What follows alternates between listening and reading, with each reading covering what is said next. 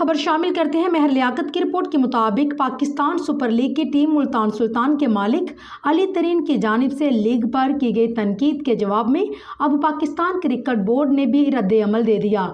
ऐसे में कि जब PSL का 10वां एडिशन शुरू होने वाला है, अली तरीन की जानिब से लीग के मुख्तलिफ मामलात पर तनकीद सामने आ चुकी है, जिसके जवाब में PCB के एक ओहदेदार ने कहा है कि पाकिस्तान सुपर लीग के आगाज से पहले एक फ्रेंचाइज के मालिक अपने बयानात से लीग को मुतनाज़िया बनाने की कोशिश कर रहे हैं।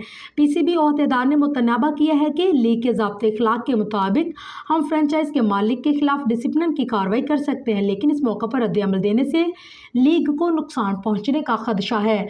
उनका कहना था कि अगर किसी को शिकायत है तो हमसे रब्ता करें, लेकिन बदकिस्मती से एक ऐसा शख्स शिकायत कर रहा है जो मीटिंग्स में शिरकत भी नहीं करता, और अगर कर भी ले तो वहाँ इस किस्म की कोई बात नहीं की जाती। उन्होंने कहा है कि PCB इस लड़ाई में पड़ना नहीं चाहता। हमने लीग को ऊपर लेकर जाने के फैसले किए हैं, वो किसी से पोशीदा नहीं। PCB अपनी तारीफें करके अपने मुंह मियाँ मिट्ठू नहीं बनना चाहता। ओहदेदारान का मजीद कहना है कि PSL 10 में पहली बार उर्दू में कमेंट्री अंपायरिंग में जिद्दत समेत के इकदाम किए गए हैं। इस वक्त पड़ोसी मुल्क में भी एक लीग जारी है। अगर हमने कार्रवाई की तो हमारी लीग भी साख मुतासर हो सकती है।